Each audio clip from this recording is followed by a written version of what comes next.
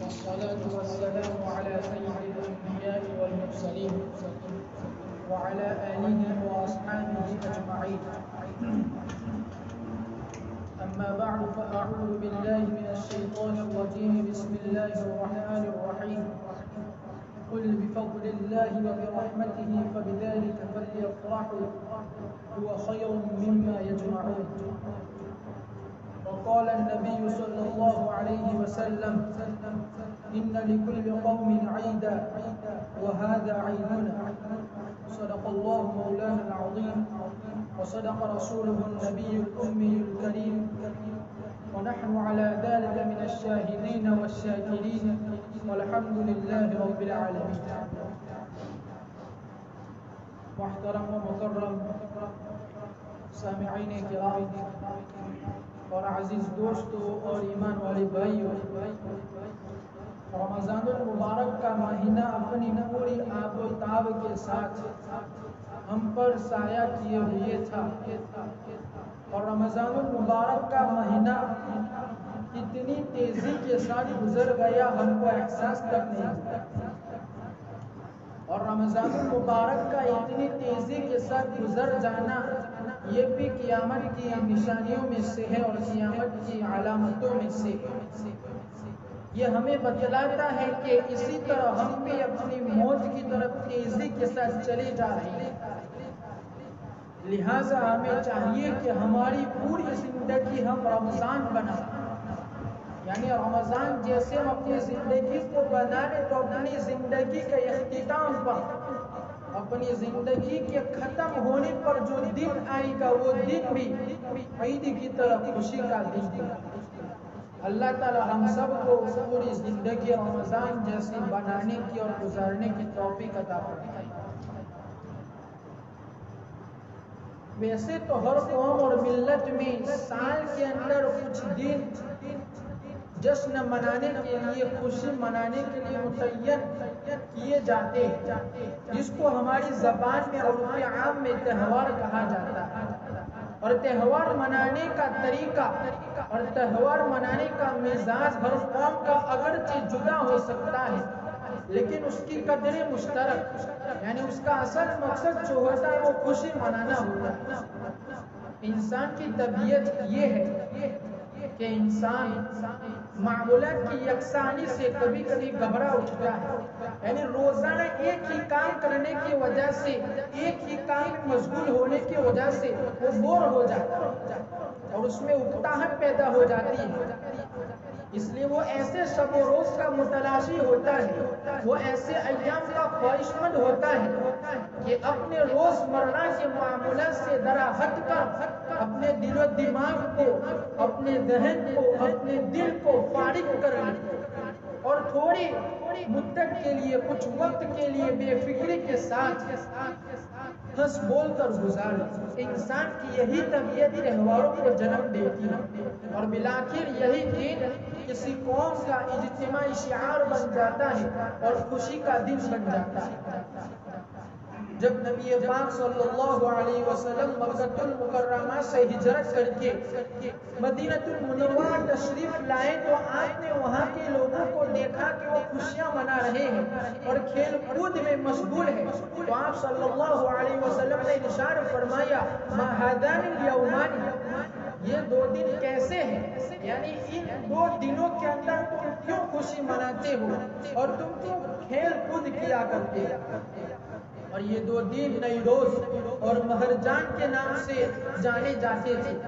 تو ان دو دنوں میں وہ لوگ خوشیاں مناتے تھے۔ تو انہوں نے عرض کیا کہ ہم زمانہ جاہلیت میں، یعنی اسلام لانے سے پہلے ان دو دنوں میں خوشی مناتے تھے، اسی طرح ہم اسلام لانے کے بعد بھی ہر سال جب یہ دو دن آتے ہیں، نیروز اور مہرجان نامی دو دن آتے ہیں، تو ہم اسی طرح خوشیاں مناتے ہیں۔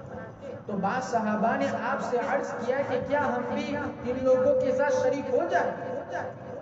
تو آپ صلی اللہ علیہ وسلم نے فرمایا کہ نہیں، بلکہ اللہ تبارک و تعالی نے تمہیں ان سے بہتر دو دن، ان دو دنوں کے بدلے عطا فرمائی ہے، اور وہ عید الفطر کا دن ہے اور عید الاضحیٰ کا دن ہے۔ کوئی بھی تہوار مقرر کرنے کے لیے عام طور پر اکثر قوم ایسے دن کا انتخاب کرتے ہیں، ایسے دن کو پسند کرتے ہیں جو ان کی تاریخ میں کوئی یادگار واقعہ پیش آیا، جیسے کہ کرسمس، یہ حضرت عیسیٰ علیہ السلام کی یوم پیدائش کی یادگار کے طور پر منائی جاتی ہے۔ اگرچہ یہ بات صحیح ہے کہ عیسیٰ علیہ السلام کی یوم پیدائش کی جو تاریخ ہے وہ کسی کو معلوم نہیں ہے، لیکن پھر بھی انہوں نے اپنے گمان سے ایک تاریخ کو مقرر کیا اور اس تاریخ کو کرسمس مناتے ہیں۔ تو یہ ایک خاص واقعہ پیش آیا تھا، اس کو انہوں نے عید کا دن بنا لیا۔ اسی طریقے سے یہودیوں کی عید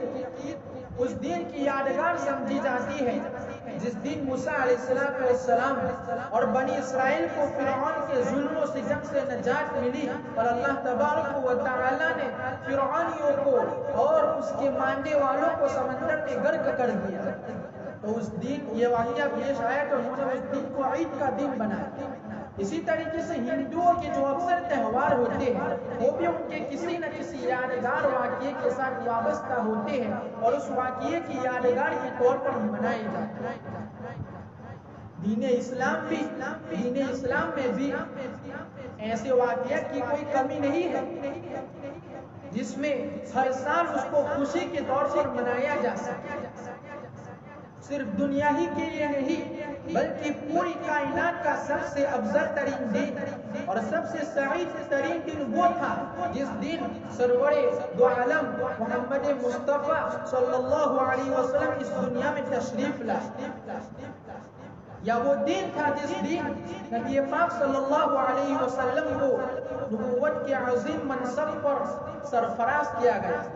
نبوت کے عظیم تحفے سے نوازا گیا اور دنیا کے لیے آخری ہدایت، پیغام ہدایت قرآن کریم کا نازل ہونا شروع ہوا۔ اور اس دن کے معزز ہونے میں بھی کوئی شک و شبہ نہیں جس دن نبی پاک صلی اللہ علیہ وسلم نے مدینہ المنورہ کو اپنا وطن بنا کر، اپنا مستقر بنا کر سب سے پہلی اسلامی ریاست کی بنیاد رکھی۔ اور اس دن کی شان و شوکت کا تو کیا ٹھکانا، جس دن میں آپ میں 313 نہتے جانثار صحابہ نے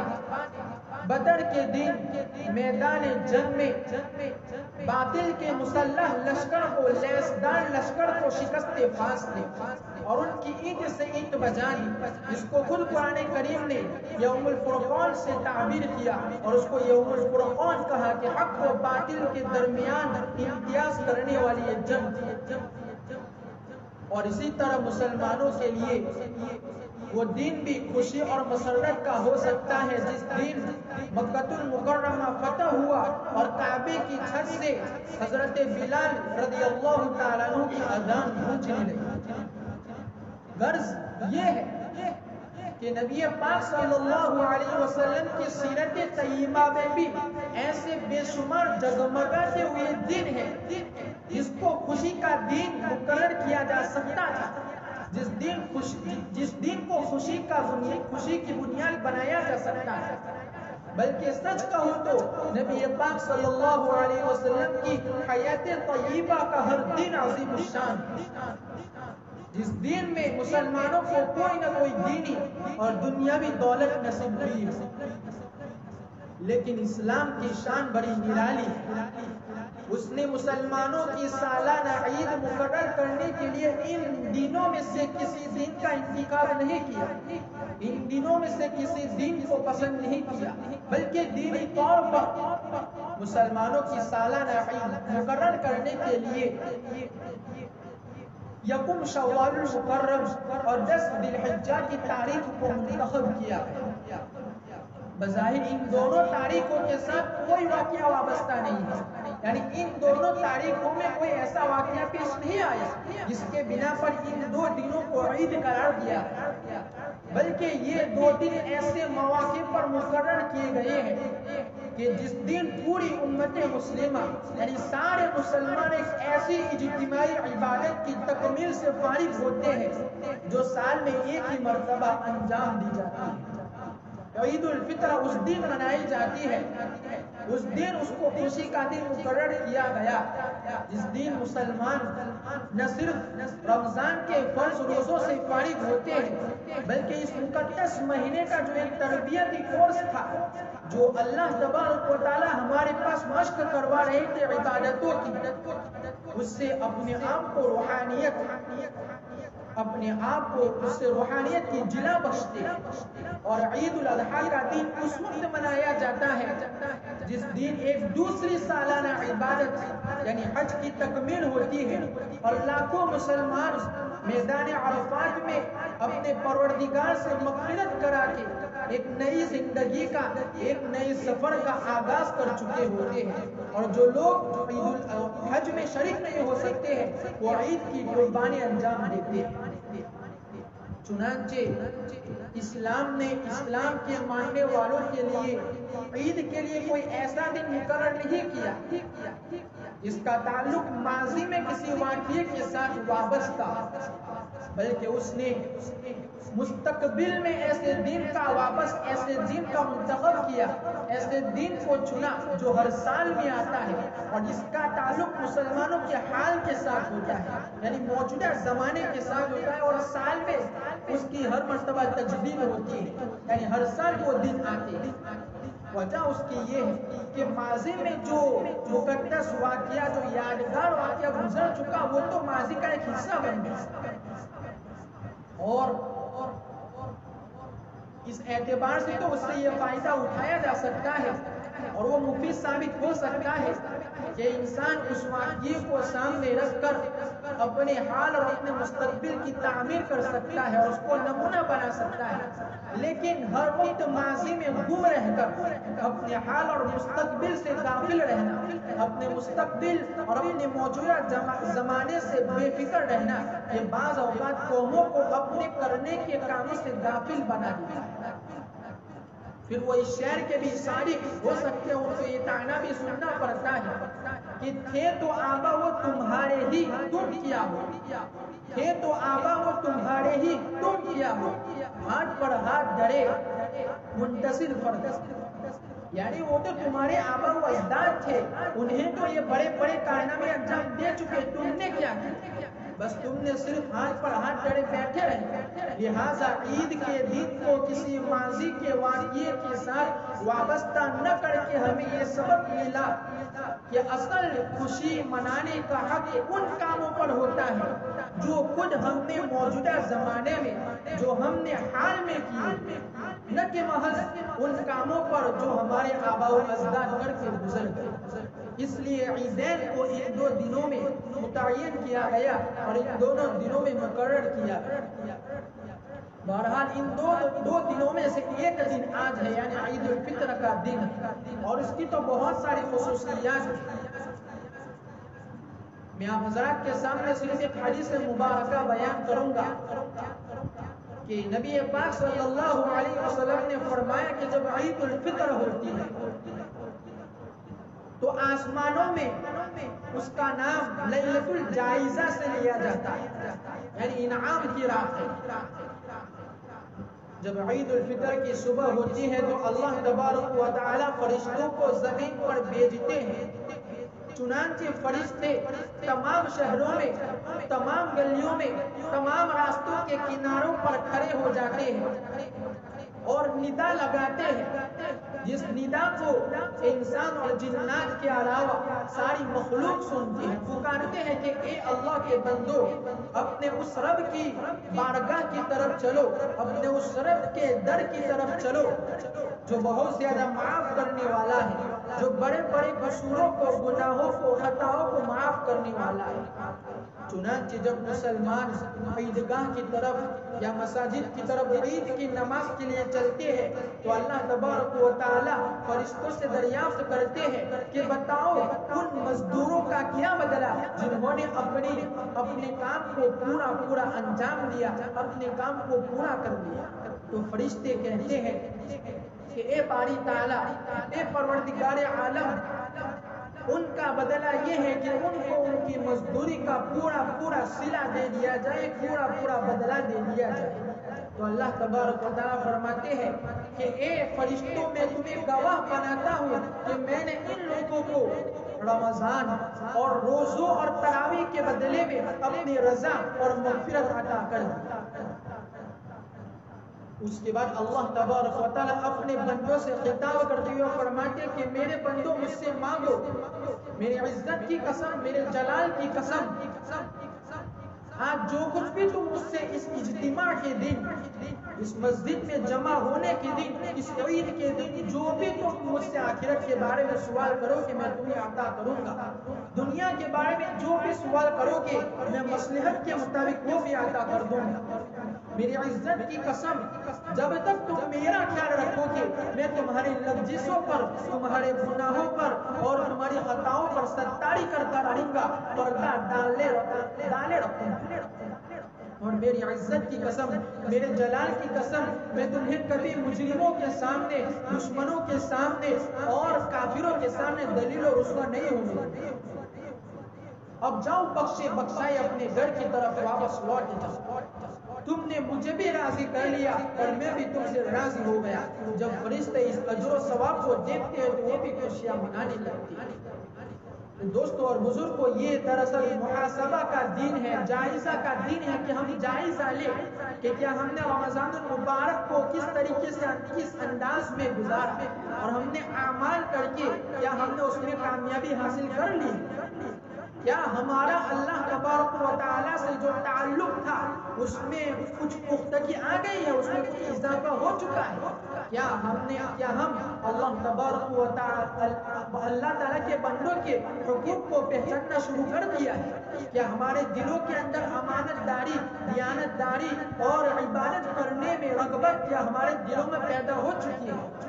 یا ملک و ملت کی فلاح بہبود کے لیے کوئی ولولہ، کوئی طریقہ ہمارے دل میں پیدا ہو چکا ہے، یا ہم نے معاشرے میں جو برائیاں پھیلی ہوئی ہیں اس کو مٹانے کی اور اس سے اجتناب کرنے کا اور اس سے پرہیز کرنے کا جذبہ یا ہمارے دلوں میں پیدا ہوا ہے، یا آپس کے جھگڑوں کو ختم کرنے کا اور مٹانے کا جذبہ ہمارے دلوں میں پیدا ہوا ہے، یا ہم نے ان ساری چیزوں کا اس مہینے کی تربیتی کورس جو تھا وہ پورا ہوا، اس کے بعد ہم نے اس کا کوئی عہد کیا ہے؟ اگر ہم ہماری گریبان میں جھانک کر اور انصاف کے ساتھ غور و فکر کر کے اگر ان سوالات کا جواب یا ان میں سے کم کچھ سوال کا جواب اس بات میں ہمیں ملتا ہے کہ جی ہاں، ہم کو اللہ تبارک و تعالیٰ نے رمضان کا جو مہینہ دیا تھا اس میں ہم نے عبادتیں کی، ہمارا تعلق کچھ اللہ تعالیٰ سے جڑ گیا، ہمارے دلوں میں گناہوں سے نفرت پیدا ہو گئی اور عبادتوں میں عبادت کرنے کی رغبت پیدا ہو گئی اور برائیوں سے اجتناب کا جذبہ بھی ہمارے اندر پیدا ہوا، تو واقعی معنوں میں ہم کو عید مبارک ہوگی۔ تو اس لیے اللہ تبارک و تعالیٰ سے دعا کرتے ہیں کہ جس طریقے سے ہم نے رمضان المبارک کا مہینہ گزارا، عبادتوں کے اندر، ذکر و اذکار کے اندر، تسبیحات کے اندر، روزوں کے اندر، تلاوت قرآن کریم کے اندر، اسی طرح ہمارے پورے 11 مہینے بھی عبادتوں میں گزرے، بلکہ ہماری پوری زندگی رمضان جیسی بن جائے۔ اللہ تبارک و تعالیٰ ہم سب کو کہیں سنی باتوں پر پہلے مجھے پھر آپ تمام حضرات کو عمل کرنے کی توفیق عطا فرمائے۔ آمین۔ وآخر دعوانا ان الحمد للہ رب العالمین۔